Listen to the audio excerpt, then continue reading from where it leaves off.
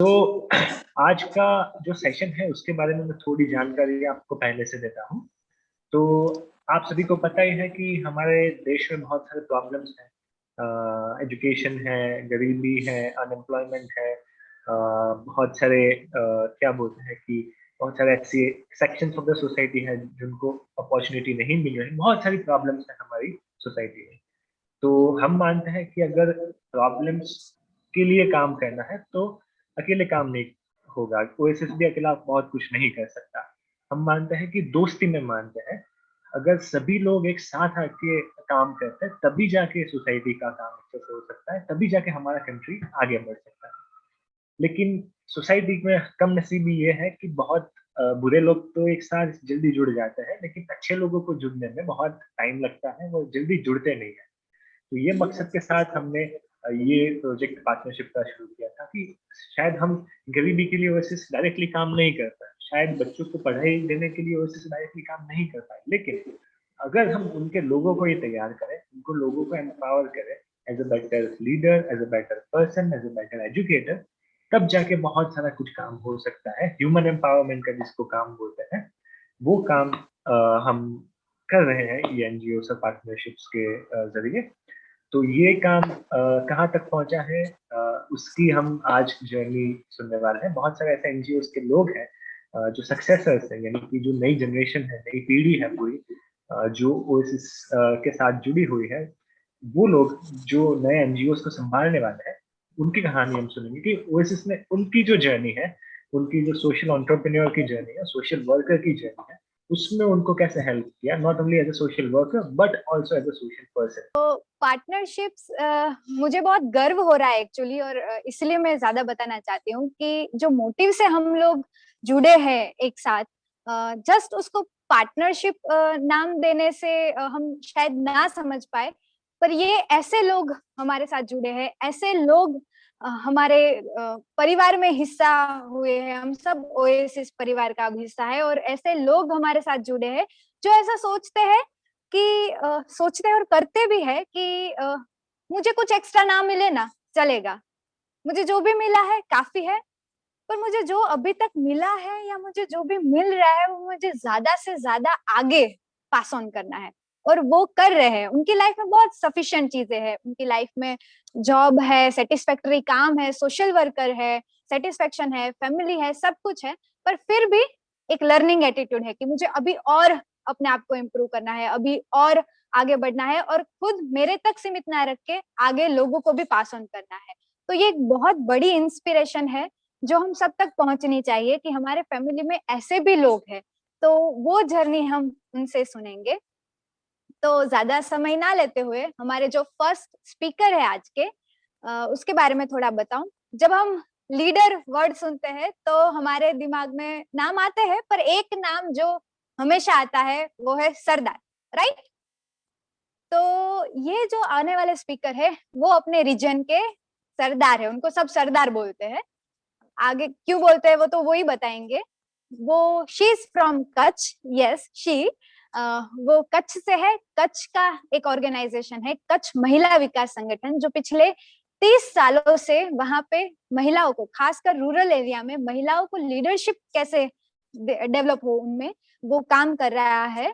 और ताजुब की बात यह है कि सिर्फ वहां तक लीडरशिप प्रोवाइड ही नहीं करता, पर उन्होंने ऐसे लीडर ऑर्गेनाइजेशन और एस्टैब्लिश किए हैं अपने ही जैसे, अपने से ही बोन, अपने में ही पैदा, मतलब ये मदर ऑर्गेनाइजेशन है। और उसमें से कई ऐसे ऑर्गेनाइजेशन जो सिर्फ महिलाओं के लिए काम करे ऐसे जनरेट किए हैं इन्होंने। तो एक बहुत बड़ी इंस्पिरेशन है। इसमें से जो हमारे साथ जुड़ने वाले हैं वो है शबाना बेन। और वो अपनी जर्नी की, उनको कैसे फियर था, कहीं अकेले जाने से फियर था, वहां से लेके आज वो उस ऑर्गेनाइजेशन में लीडर पोजीशन पे है और दूसरी महिलाओं को लीडरशिप प्रोवाइड कर रहे हैं, उसकी जर्नी वो हमारे साथ शेयर करना चाहते हैं। तो please Shabana ben, over to you.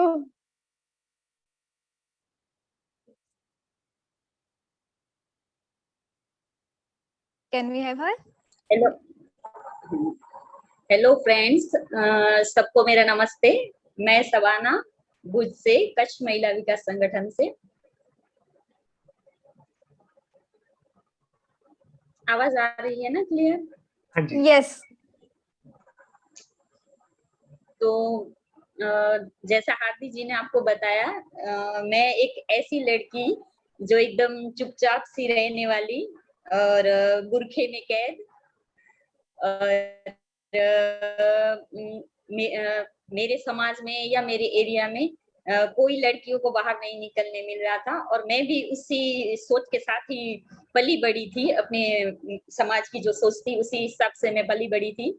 और अभी पिछले 8 साल से मैंने अपनी अपनी इच्छाएँ जो मेरी बचपन से इच्छाएँ थी वो भी पूरी की संस्था से जुड़ने के केएमवीएस से जुड़ने के बाद। और मेरे में बहुत सारा बदलाव आया जो आज आप लोग देख भी रहे हो। तो पहले मैं ऐसी थी, इस तरह से घर से कभी अकेले बाहर नहीं, जैसे हाथी ने कहा, मैं आज 40 इयर्स की हूँ लेकिन कभी मैं अकेले बाहर नहीं निकली थी। और पढ़ाई भी मैंने 10th की थी, उसमें फेल होने की वजह से मैंने पढ़ाई भी छोड़ दी थी। पर ये संस्था के साथ जुड़ने से मेरे विचारों में बहुत सारा बदलाव आया और मैंने आगे अभी पढ़ना भी शुरू किया है। अभी मैं 10th कंप्लीट करके 11th की तैयारी कर रही हूँ और बहनों के साथ भी काम करती हूँ और लड़कियों के साथ भी काम करती हूँ। तो शुरुआत मेरी 8 से 5-6 साल पहले हुई। मैं एसएचजी ग्रुप्स के साथ जुड़ी थी। कच्छ महिला विकास संगठन के एक मैम आई थी हमारे एरिया में मेरे घर बचत मंडल बनाने के लिए। तो मुझे बोला कि आप इस तरह से ग्रुप बनाना है, तो आपको 10-12 बहनों को इकट्ठा करके ग्रुप बनाना है। तो मैंने कहा ठीक है, मैं वो कर लूंगी। तो मैंने सबको इकट्ठा किया और अपने यहाँ एसएचजी ग्रुप्स बनाया। एसएचजी ग्रुप्स बना के मैं बोली मैं बाहर नहीं निकलूंगी, घर के अंदर ही वो सब ग्रुप बनाऊंगी।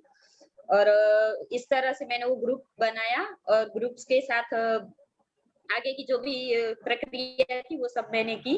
और हमें जब तालीम और मीटिंग्स के लिए बोला जाता था तो मैं नहीं जाती थी क्योंकि मुझे अकेले जाने में बहुत डर भी लगता था और समाज के कुछ रीत रिवाज भी थे, समाज के कुछ बंधन भी थे, उसकी वजह से मैं बाहर नहीं निकल सकती थी। लेकिन मेरी इच्छा बहुत थी मुझे बाहर निकलने की। बचपन से ही मुझे नया नया सीखना, नया नया जानना, नए लोगों से मिलना वो मुझे बहुत अच्छा लगता था। पर कुछ बंदिशों के कारण मैं वो सब नहीं कर पा रही थी। पर मैं केएमवीएस के साथ जुड़ के नया-नया सीखी भी और नए-नए लोगों से भी मिली और मेरा आत्मविश्वास भी बहुत बढ़ा। जो मैं करना चाहती थी बचपन से वो अब मैं सब कुछ कर सकती हूँ और मेरी वजह से मैं अपनी समाज की लड़कियों को भी बाहर निकलने में मदद की है और समाज में जो औरतों के लिए एक इज्जत नहीं थी, तो इज्जत भी बढ़ी है वो सम्मान भी मिलने लगा है अब। और मुझे भी बहुत सम्मान मिला है। जब मैं बाहर निकली थी, मैंने बुर्खा उतारा तो भी मुझे बहुत सारा समाज का सामना करना पड़ा। एरिया के लोगों का भी सामना करना पड़ा, मेरे खुद के परिवार का भी सामना करना पड़ा। लेकिन मैंने हिम्मत नहीं हारी, मैंने कहा कि नहीं मुझे आगे बढ़ना है। ये मेरे लिए शायद एक प्लेटफ़ॉर्म था आगे बढ़ने के लिए, तो उसपे मैं आगे बढ़ी। और जो लोग मेरे खिलाफ थे आज वो सब लोग मेरे साथ हैं, तो उस बात का प्राउड भी होता है मुझे। और पढ़ाई जो मेरी छूट गई थी क्योंकि मेरे परिवार में हम 5 बहनें थी, उसकी वजह से पढ़ाई भी छूट गई थी मेरी। छोटी बहनों को पढ़ाना था और पापा अकेले थे। और इस तरह से ये भी समाज का एक होता है कि लड़कियों को नहीं पढ़ाना है, लड़कियों को आगे नहीं पढ़ना है, उनको बस घर में ही रहना है, चार दीवार के अंदर ही उनका संसार होता है। तो वो सब चीज़ें मुझे बचपन से अच्छी नहीं लगती थी। लेकिन मेरे पास इतना और नॉलेज भी नहीं था और इतनी समझ भी नहीं थी कि मैं उन लोगों के सामने कुछ बात कर सकूँ। लेकिन फिर भी मैंने पढ़ाई-वढ़ाई छोड़ के घर में ही रह के अपनी बहनों को मदद की पढ़ने के लिए। मैं नहीं पढ़ पाई लेकिन मेरी बहनों को कॉलेज तक मैंने पढ़ाने में मदद की कि मुझे भले ही पढ़ने ना मिला हो लेकिन उनको मैं सपोर्ट करके समाज से हर बार बात कर के सब लोगों से बात करके मैंने उनको पढ़ाने में आगे मदद की। उसके बाद हमारी मेरी शादी हो गई तो शादी के बाद भी घर में जो रीत-रिवाज के कारण बहुत सारी बंदिशें होती हैं, कैसे कपड़े नहीं पहनने, इस तरह से बाहर नहीं जाना है, जॉब नहीं करना है। तो इस तरह से बहुत सारे बंधन थे, लेकिन मेरे ससुर जी का बहुत मुझे अच्छा सपोर्ट था। घर पे छोटी थी तब पापा का सपोर्ट था, उसके बाद मेरे ससुर साहब थे जो मुझे बहुत हेल्पफुल हुए। और तीसरा मैं बोलूँ, जैसे एक-एक का सपोर्ट होता है, तो पापा, फिर ससुर जी और फिर लास्ट में केनवीएस, जो एक मेरे पेरेंट्स की तरह ही मुझे उन्होंने बहुत अच्छा सपोर्ट किया, जिससे मैं फाइनेंशियली भी बहुत डिस्टर्ब हो गई थी। और मेरी जो इच्छाएं थी, जो मेरे सपने थे, उनके लिए वो मेरा एक बहुत अच्छा प्लेटफॉर्म था कि जहां आके मैंने बहुत बहुत कुछ सीखा भी है और बहुत संघर्ष भी किया है। लेकिन उस संघर्ष के बाद आज मुझे बहुत अच्छा लगता है कि जब कोई मुझे देख के, जैसे हाथी ने बोला ना कि मुझे हीरो बोलते हैं, मेरे को पावर बोलते हैं, खान पावर। हम लोग पठान है तो हमारे सरनेम के पीछे खान लगता है, तो वही एरिया के लोग मुझे खान पावर की तरह पहचानते हैं कि भाई ये तो वो खान पावर है, इसके पास जाओ, कुछ भी प्रॉब्लम होगा तो उसका हल वहां पे मिलेगा। इस तरह से मैं केमवीएस में जुड़ी। केमवीएस में जुड़ने के बाद मुझे लड़कियों के साथ काम करने को मिला। तो लड़कियों के साथ मैं किशोरी संगठन के साथ भी काम कर रही हूँ। तो किशोरियों को उनके सपने साकार करने के लिए, उनको जो भी मदद चाहिए, उनको एक प्लेटफॉर्म चाहिए, उनको बात करने के लिए कोई भी नहीं होता, तो उनकी बात सुनने के लिए हम लोग वहाँ पे उनके साथ मिलते-जुलते हैं। और उनकी जो पढ़ने की है, कुछ सीखने की इच्छाएँ हैं, तो वो सब हम लोग जान के उनको अलग-अलग जगह पे जोड़ने का काम किया। कर रही हूँ अभी मैं। और पिछले 2 साल में हम लोग उनको अलग-अलग तालीमों के साथ जोड़ने के लिए कहते थे। तो सब लोग पहले से ही वही एक रिवाज चला आता है कि लड़कियां हैं तो सिलाई सीखेंगी, कढ़ाई सीखेंगी, पार्लर सीखेंगी, जो घर के अंदर ही होता है वही सब करेंगी। लेकिन हमने बोला कि नहीं, हमें कुछ अलग करवाना है लड़कियों से, उनको कुछ अलग सिखाना है, जिससे एक उनकी पहचान बने। तो फिर हम लोगों ने डिसाइड किया कि ऐसा क्या करें जिससे लड़कियां थोड़ा बाहर भी निकले, वरना तो फिर से वही चार दीवार के अंदर ही आ जाएगी, वही चूल्हा चौका और घर ही हो जाएगा। लेकिन ऐसा क्या करें जिससे वो अपना आत्मसम्मान बना सके। तो इसलिए हम लोगों ने भुज में पहली एक पूरे भुज में एक शुरुआत की, लड़कियों की एक लड़कियों का ग्रुप बनाया और उनको हम लोगों ने ऑटो ड्राइवर, छकड़ा ड्राइविंग होती है ना हमारे यहाँ भुज में, छकड़ों बहुत चलते हैं, तो हम लोगों ने वो छकड़ा ड्राइविंग के लिए लड़कियों को तैयार किया। और वो लड़कियां जब शुरुआत में तैयार किए तब तो बहुत सारे प्रॉब्लम्स होने लगे, एरिया से भी हुए, समाज से भी हुए, हमारी एनजीओ को भी बहुत कुछ बोला गया। और मैं जब मीटिंग करने जाती थी तो लड़कियों को भेजने के लिए भी मना कर देते थे कि ये आई हैं तो फिर से कुछ ऐसा ही सिखाएंगे, उनको घर के अंदर जो काम सिखाने वो तो इन लोगों को सिखाने नहीं है, बाहर निकालना है लड़कियों को। इस तरह से समाज से भी बहुत दबाव आते थे और फ़ोन भी आते थे और बहुत सारी धमकियाँ भी मिलती थी, लेकिन फिर भी हमने बोला कि नहीं, लड़कियों को जो सीखना है, जो करना है, वो हम सिखाएँगे। ऐसी लड़कियाँ जो घर से कभी भी बाहर नहीं निकली थी, वो हमेशा अपने घरों में ही रहती थी। ऐसी लड़कियों को हम लोगों ने अहमदाबाद ट्रेनिंग के साथ जोड़ा, छकड़ा ड्राइविंग की। ऐसी 7 लड़कियों को जोड़ा हम लोगों ने और आज वो उसमें से 5 लड़कियाँ 2 साल से भुज में छकड़ा चला रही हैं।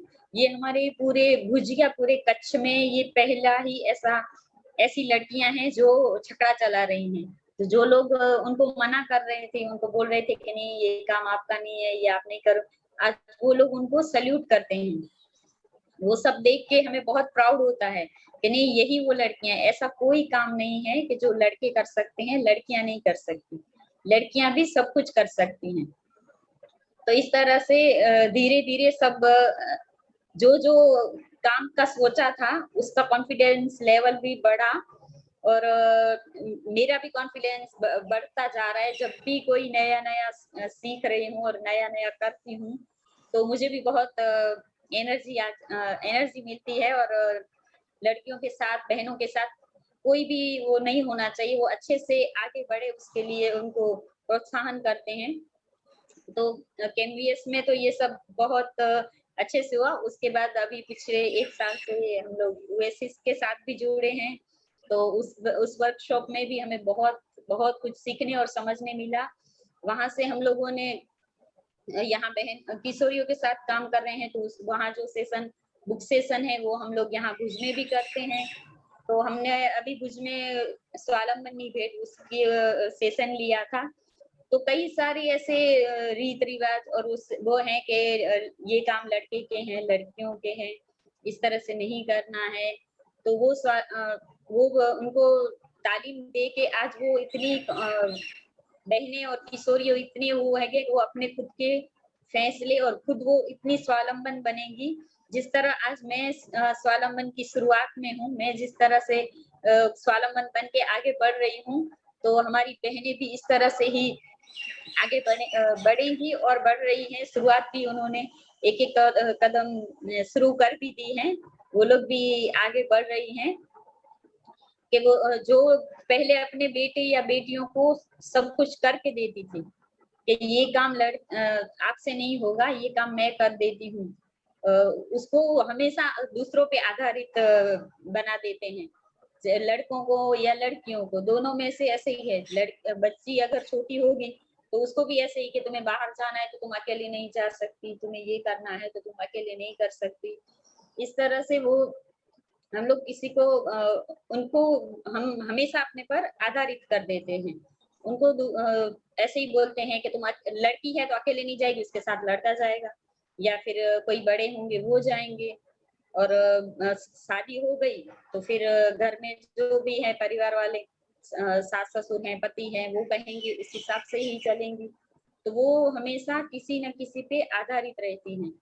तो इस तरह से थोड़ी-थोड़ी ये तालीमें स्वावलंबन की तालीम से उनमें वो बदलाव थोड़ा-थोड़ा आना शुरू हुआ है कि वो अब खुद के फैसले हैं जो हैं वो खुद लेने लगी हैं और इस तरह से वो जीवन में बहुत सारे बदलाव आए हैं और मेरा भी कॉन्फिडेंस बहुत बढ़ा है। जब से यूएसए से आई हूँ, तब से मैं भी बहुत कॉन्फिडेंस हो गई हूँ।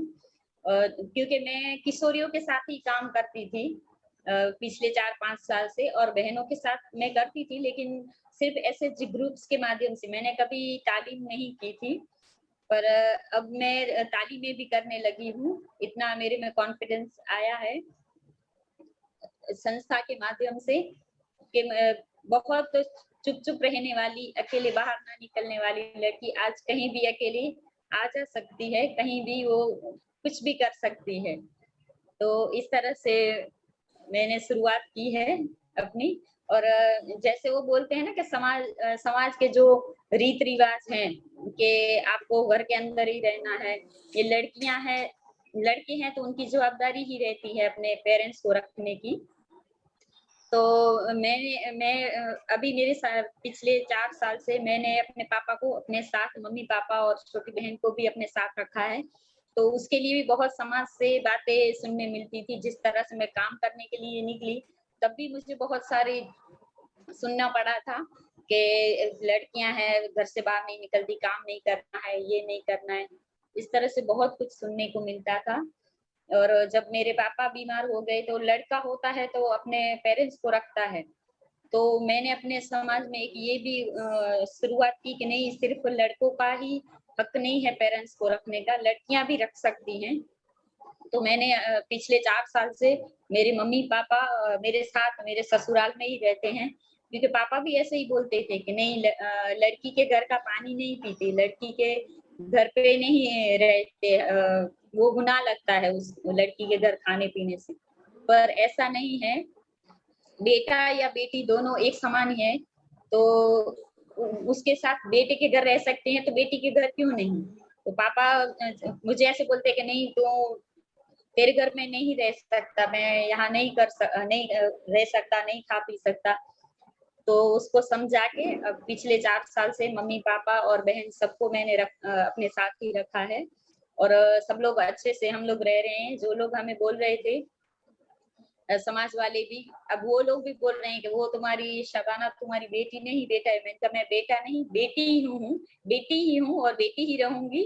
पर मैं जो सोच है हमारी, जो हम लोगों की एक सोच बना के हम लोगों ने रखी है कि ये काम लड़का कर सकता है और ये काम लड़की, तो सब इक्वल ही हैं, कोई किसी के लिए कोई अलग से वो नहीं है, सब हम इक्वल हैं और इस तरह से मेरी सोच भी बदली है और इस तरह से मैं आगे भी बढ़ रही हूँ। थैंक यू केमबीएस और यूएसए।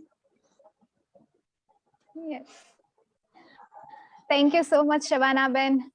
मैं सच में सुन रही थी तो इतना इंस्पायर हो रही थी। जो सोचते हैं आइडियल चीजें वो आप एक्चुअली कर रहे हो, तो आप एक ट्रू एग्जाम्पल हो लीडरशिप का, कि जो एक्शन ओरिएंटेड होता है।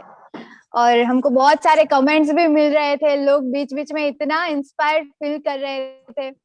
हम जान सकते हैं कि आप जो अभी फील कर रहे हो, ये पूरा उनका शेयरिंग सुनने के बाद, अगर आपके अभी के इमोशन को एक वर्ड में अगर लिखना हो, जैसे इंस्पायर्ड, मोटिवेटेड, हैप्पी, तो क्या लिखोगे? फटाफट, क्विक। चैट बॉक्स का यूज कर सकते हैं, क्विक। सरदार, ओके। Astonished, brave. मैं तो thank you so much Shabana Ben. हमको सच में बहुत ही अभी गर्व हो रहा है कि आप हमारे सामर्थ्य बैच का हिस्सा हो, क्योंकि आप सच में एग्जाम्पल हो सामर्थ्य। जैसा हम मानते हैं कि सामर्थ्य मतलब लड़के में क्या ताकत होती है वो दिखाना, तो आप सच में उसका एग्जाम्पल हो। Thank you so much.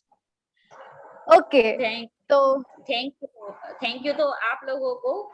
केमबीएस जो वो मेरी मातृ संस्था है, और ये भी एक मेरी मातृ संस्था ही है ओएसिस, तो मैं उसका भी शुक्रिया करूंगी, क्योंकि मेरे एक के निकलने से मेरे समाज की भी बहुत सारी बेटियां आज जॉब भी कर रही हैं, पढ़ भी रही हैं आगे।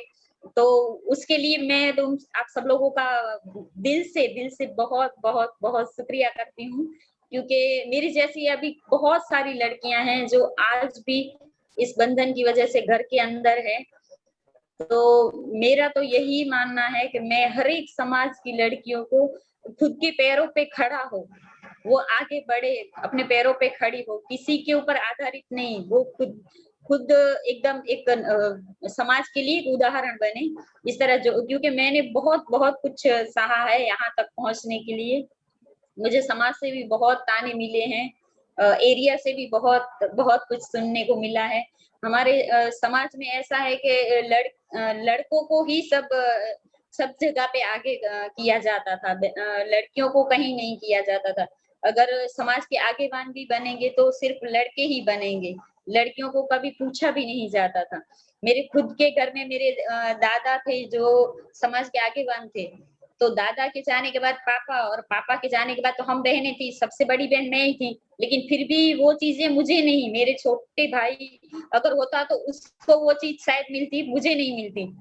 लेकिन जो चीजें मैंने अपने दादा को, पापा को देखा, मेरी हमेशा से इच्छा थी छोटी थी तब से ही, कि जो मेरे पापा और दादा फैसला करते हैं, जो लेकिन बैक सपोर्ट बोलते हैं ना, वो मेरे पास शायद तब नहीं था। पापा भले ही वो मुझे बहुत सपोर्टिव थे, आज भी वो मुझे बहुत सपोर्ट करते हैं, पर फिर भी जो चीजें मुझे चाहिए थी, और जो मैं अपने आप को नहीं पहचान पा रही थी कि मेरे अंदर क्या है, मैं क्या कर सकती हूँ, वो मुझे केमवीएस और ओएसिस से मिला है। केमवीएस का बहुत बड़ा हाथ है, मुझे बहुत गर्व होता है कि केमवीएस को अपने मातृ संस्था बोलते हुए, क्योंकि उन्होंने ही मुझे पहचाना है। आज लोग मुझे बोलते हैं आप एक कोहिनूर हीरा हो, तो मैं वो हीरा बनी हूँ कब, जब मुझे केमवीएस जैसे जौहरी ने पहचाना है, तब मैं आज एक हीरा बन के अपने समाज में, अपने एरिया में, और दूसरे कोई भी एरिया में जाती हूँ तो वहां पे लोग मुझे पहचानते हैं। तो वो उसके लिए मैं हमेशा उनकी शुक्रगुजार रहूंगी, और थैंक यू। हमेशा मैं मेरे जैसे और लीडर्स बनाने की कोशिश करूंगी, ताकि वो लोग भी आगे आए, और वो लोग भी जो आज मैं फील कर रही हूँ, मैं चाहूंगी वो लोग भी वो फील करें। हमको पता है कि आप ये सब करने वाले हैं, तो पहले से ही हम थैंक यू बोल रहे हैं वो सब महिलाओं की तरफ से। Okay, thank you. तो हमारे नए स्पीकर आए, उससे पहले मैं याद दिला दूं आप सबको। वैसे जय भैया ने पहले बोला, पर फिर भी और कनेक्टेड फील करना हो, और पास पास फील करना हो, तो प्लीज अपना वीडियो ऑन कर दे, जल्दी से अपना वीडियो ऑन कर दे, ताकि हम जल्दी जल्दी अपने नेक्स्ट स्पीकर को बुला पाए। जल्दी से वीडियो ऑन कर दे। ओके, हमारे जो नेक्स्ट स्पीकर है, अभी हमने नॉर्थ वेस्ट ले लिया गुजरात का, अभी हम थोड़ा सौराष्ट्र की तरफ जाते हैं। हमारे जो नेक्स्ट स्पीकर है वो है अमरेली से। उनके ऑर्गेनाइजेशन का नाम है शिक्षण અને समाज कल्याण केंद्र, जो पिछले 40 सालों से बच्चों के लिए, महिलाओं के लिए, यूथ्स के लिए, सबके लिए काम करता है। और उनका बेसिक मोटो है कि एजुकेशन, कैसे ट्रू एजुकेशन लोगों तक पहुंचे। जो हमारे नेक्स्ट स्पीकर है गोवर्धन भाई, वो उसके आने वाले सक्सेसर है। ज्यादा समय ना लेते हुए उनको ही बुलाते हैं, वो अपनी जर्नी शेयर करे कि वो पिछले 9 से 10 साल से इस संस्था से जुड़े हैं। उनके पास भी सब कुछ सफिशिएंट है, फिर भी उनका जो लर्निंग एटीट्यूड है, हम लीडरशिप का एक बहुत ही अच्छा गुण जिसको बोलते हैं कि जो लर्न करता रहे, जो अपने आप को ग्रो करता रहे, वो जो एटीट्यूड है वो उनमें कूट कूट के भरा है। तो वो अपनी जर्नी शेयर करना चाहते हैं। तो प्लीज गोवर्धन भाई।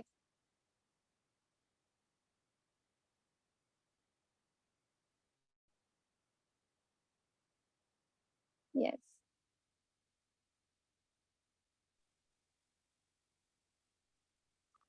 सबको नमस्कार।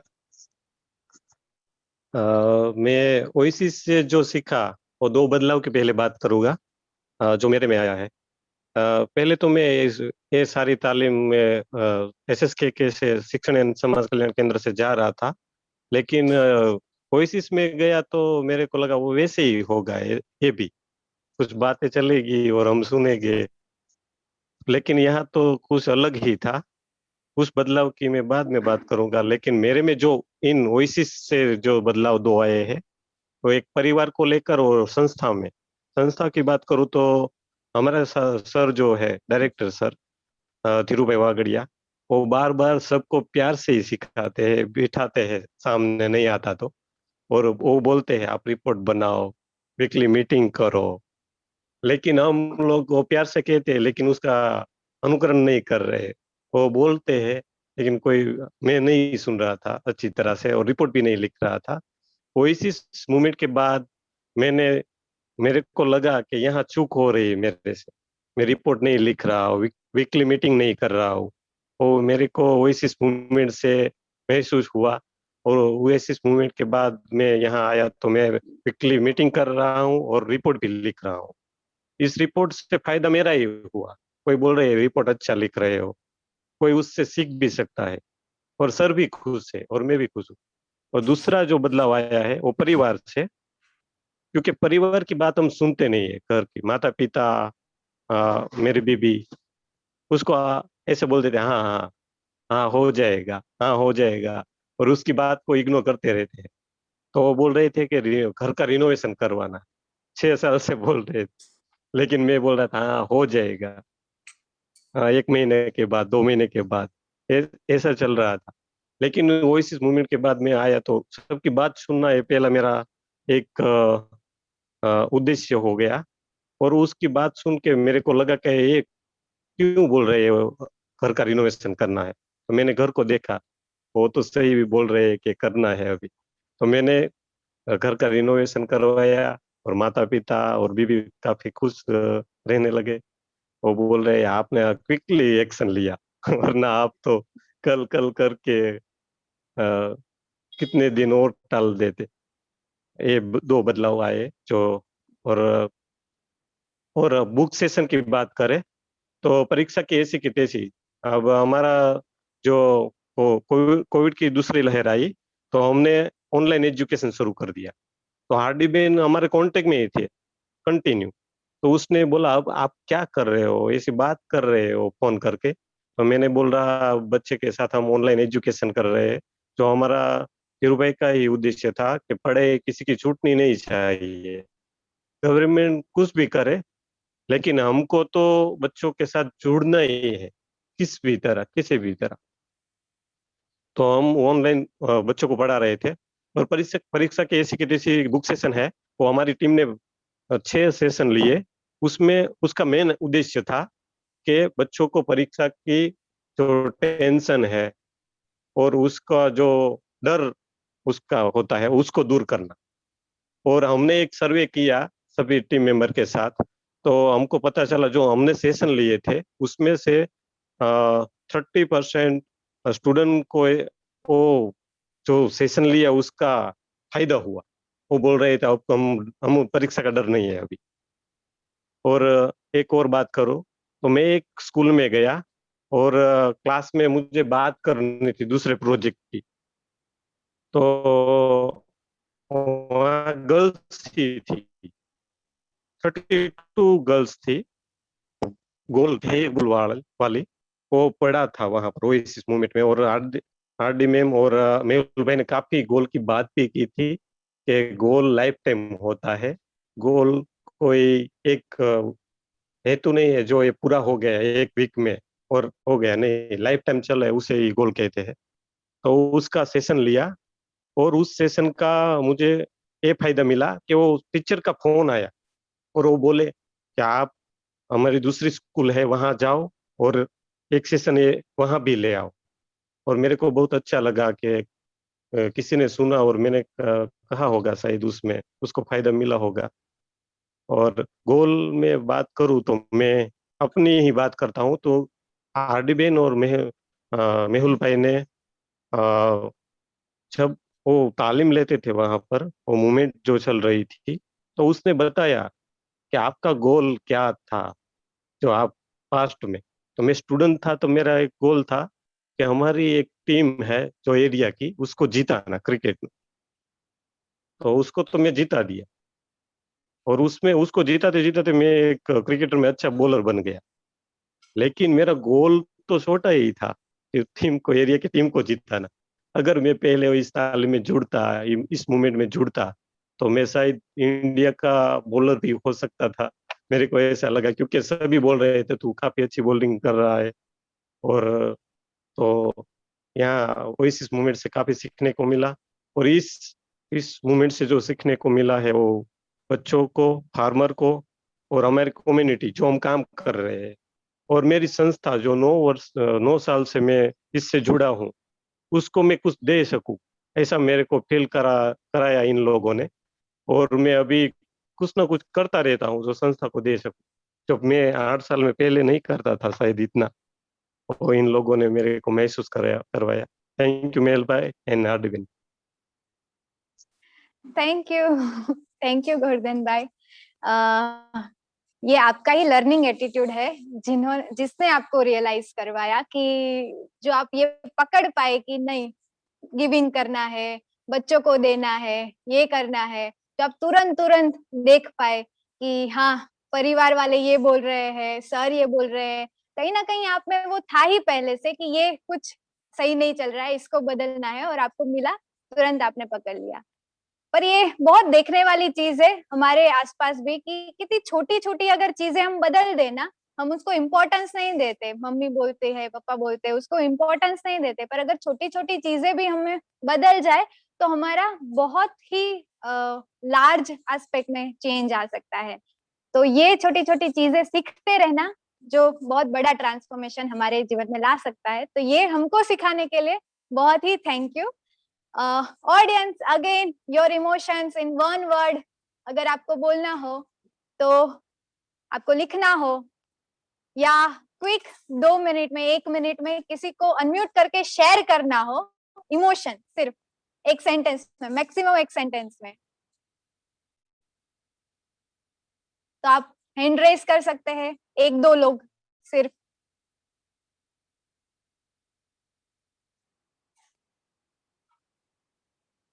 एनीवन?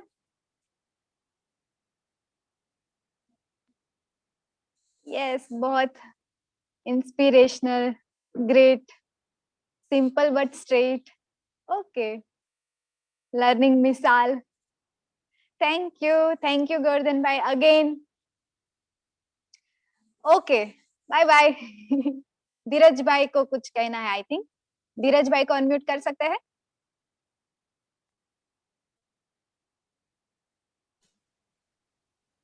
यस, गुरतन हमारा हीरो है। ओके। थोड़ा और, आपने एक सेंटेंस को बहुत छोटा कर दिया।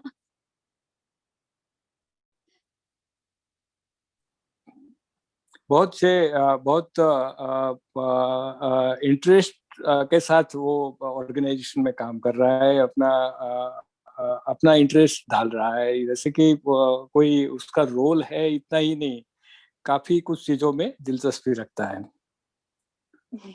Thank you. उनकी तरफ से मैं थैंक यू कह रही हूँ।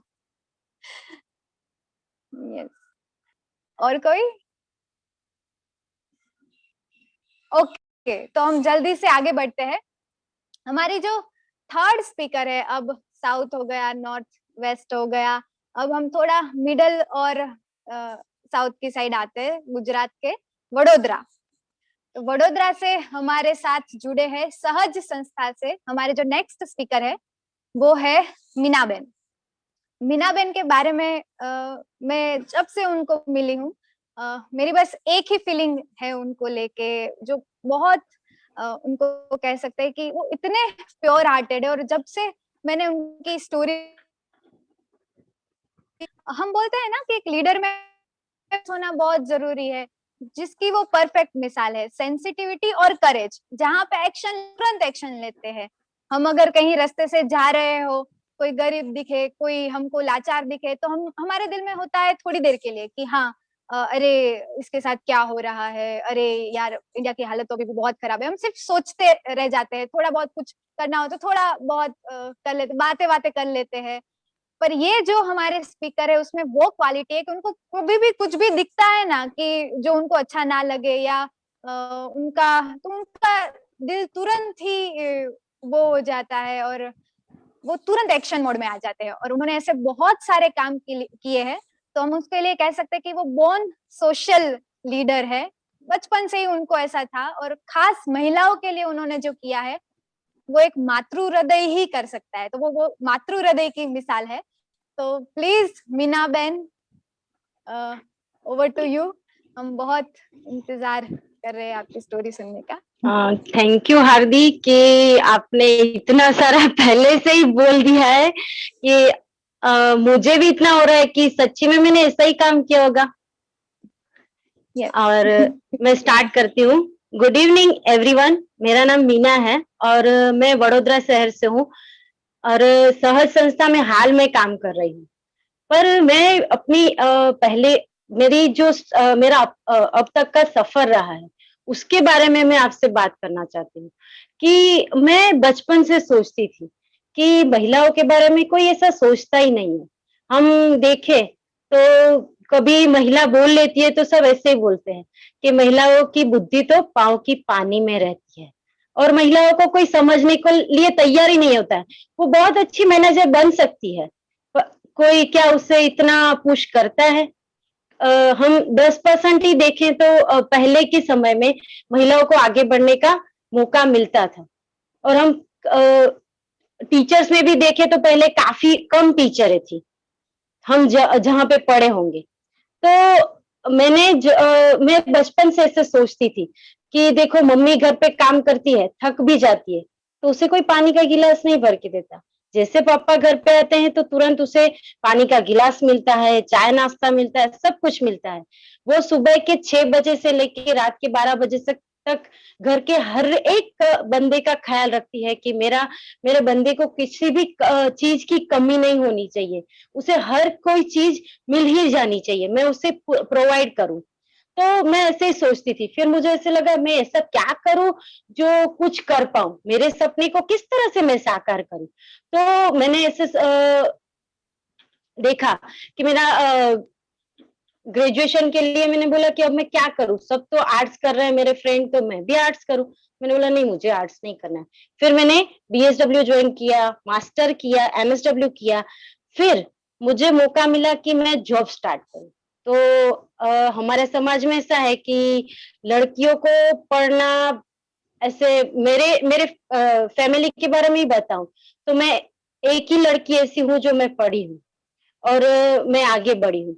वरना मेरी जो भी बहनें हैं वो सब शादी करके अपने घर में सेट है, पर मुझे ऐसा नहीं करना था। मैंने बोला नहीं, मुझे पढ़ाई भी करनी है और मैं जॉब का एक्सपीरियंस भी लूंगी।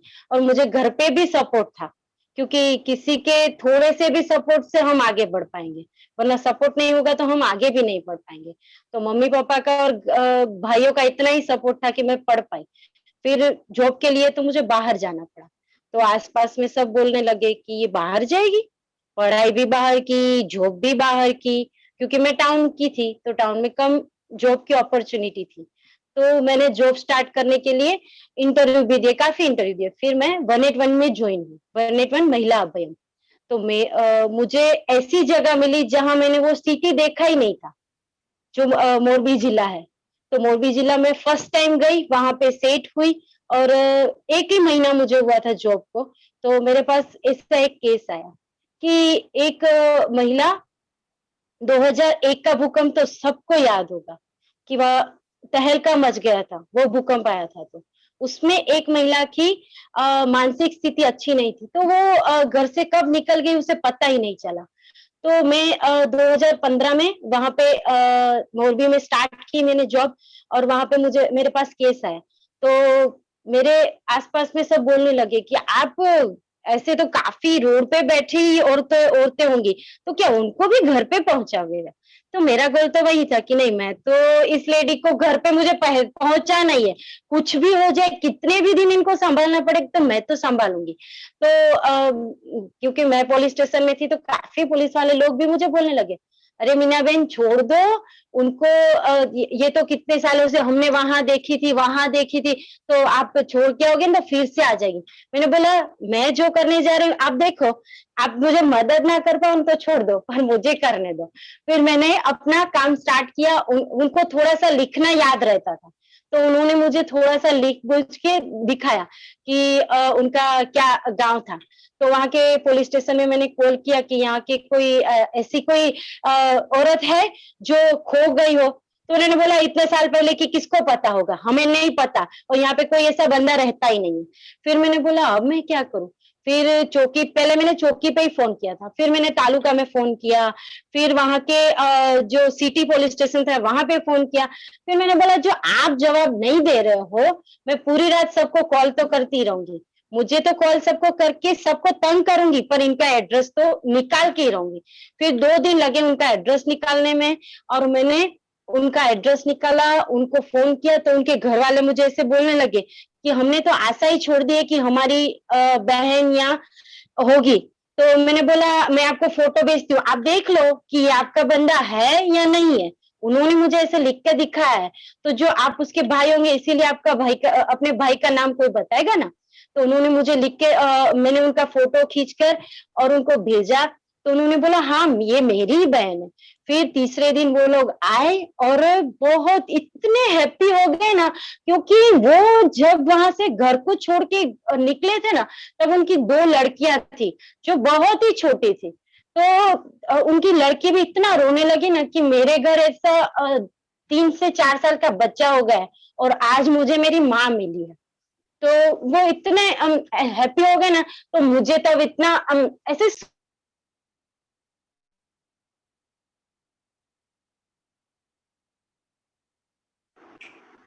वो मुझे आज ऐसा लग रहा है कि मेरा सपना साकार होने जा रहा है। उसी तरह से मैं एक दूसरा भी केस सुनाऊँगी। मैं ज़्यादा टाइम नहीं लूँगी पर मुझे ऐसा लगता है कि मैं थोड़ा-सा बताऊँ। तो एक ऐसा केस था कि एक लड़की थी और उसने दूसरे जिले से थी। तो उसकी शादी एक लड़के से हुई, उनके घरवालों ने उसकी शादी की, तो वो 7 दिन में उसको छोड़कर चला गया। तो उस लड़की को ऐसा लगा कि ये क्या है? मेरा घरवाला मुझे बिना बताए मुझे छोड़ के चला जाएगा। तो रात को 1:30 बजे मेरे पास कॉल आया कि एक रेलवे स्टेशन पे एक लड़की आई हुई है और वो मरने का प्रयास कर रही है, तो आप प्लीज़ आ जाओ। तो मैं तुरंत गई, वो मेरे जितनी ही थी, तो मैंने बोला क्यों क्या हुआ? तो मैंने पहले तो उसको पूछा ऐसे ही जस्ट ऐसे फ्रेंड की तरह से कि भई क्यों यहाँ पे हो ऐसे-वैसे? तो उसने बोला मुझे किसी से भी बात नहीं करनी है। तो मैंने बोला क्यों? तो बोलती है कि बस तो मैंने उसका नाम पूछा, खाना-वाना खाया? तो उसने बोला मुझे कुछ भी नहीं खाना है, कुछ करना भी नहीं है, सिर्फ मुझे मर जाना है। मैंने बोला ठीक है, मेरे साथ आज की रात आओ, कल तुम जो बोलोगी ना वो ही अपने करेंगे। तुम बोलोगी मुझे मरना है तो अपने मरने को चले जाएँगे, पर अभी तुम मेरे साथ चलो। और पूरी रात उसके साथ बात की, उसका पूरा स्टोरी सुना तो उसने सुनाया कि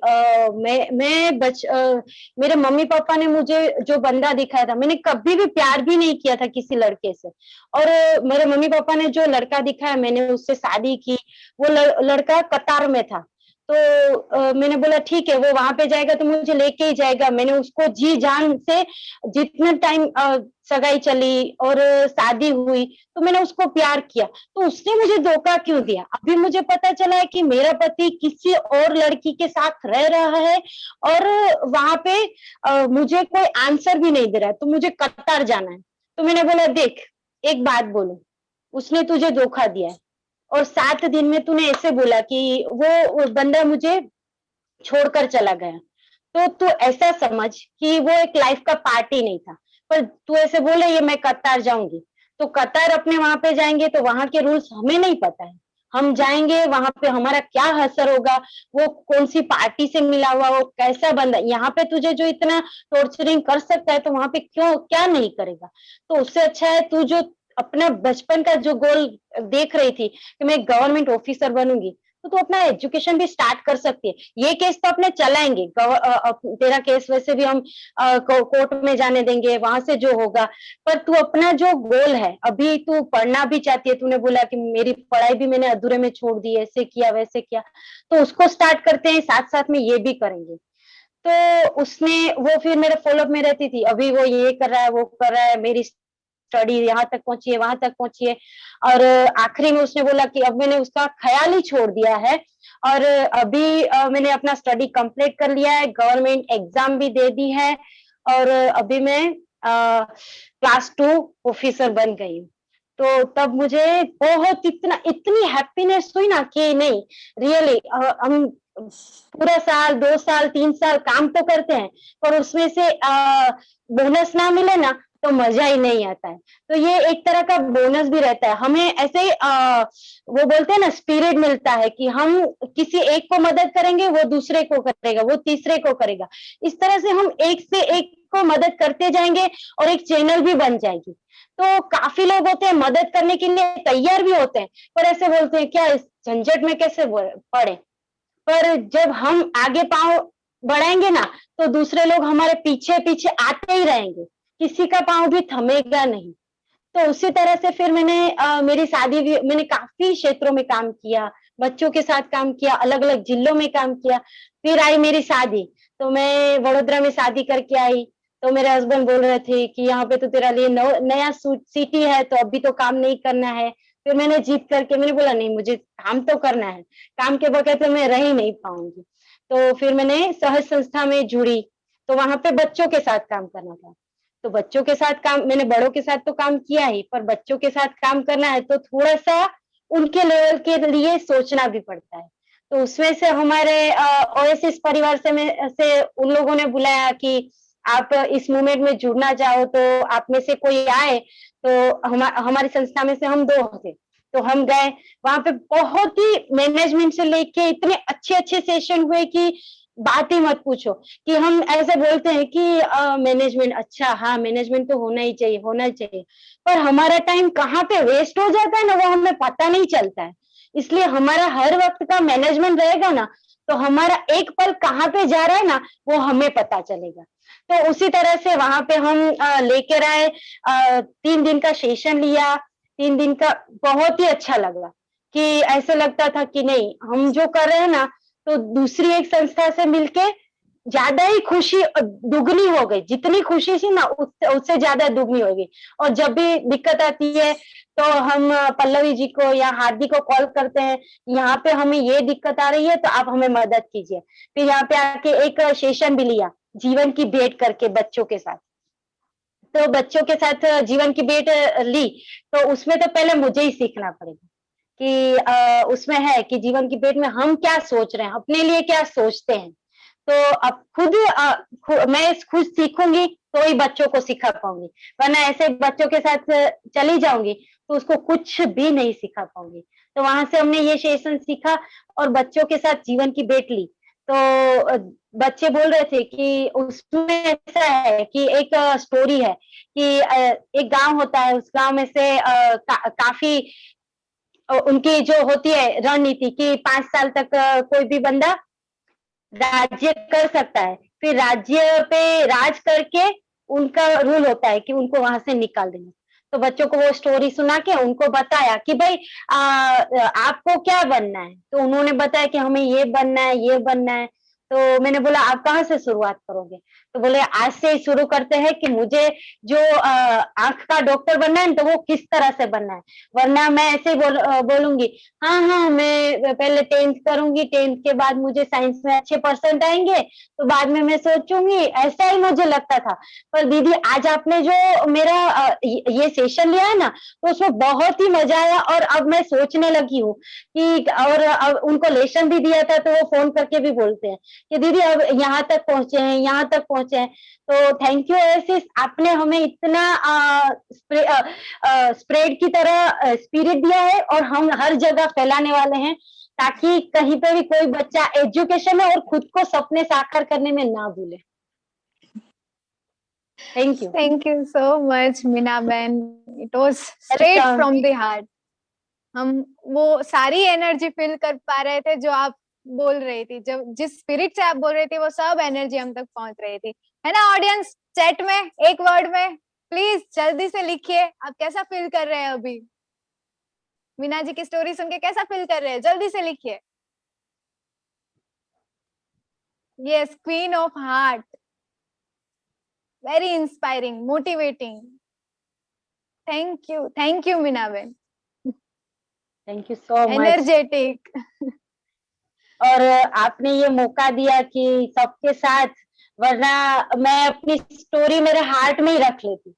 बहुत बहुत तो 5 या 6 लोगों को सुना सकती, 10 को सुना सकती, पर ये प्लेटफॉर्म आपने हमें दिया उसके लिए बहुत ही बहुत शुक्रिया अदा करती हूँ मैं अदा कि नहीं, आपने ये प्लेटफॉर्म देके हमें बहुत ही अच्छा महसूस करवाया और फिर से पास्ट में जाके फिर से फ्यूचर को किस तरह से देखे और प्रेजेंट को किस तरह से देखे, वो बहुत ही अच्छा किया आपने। Thank you.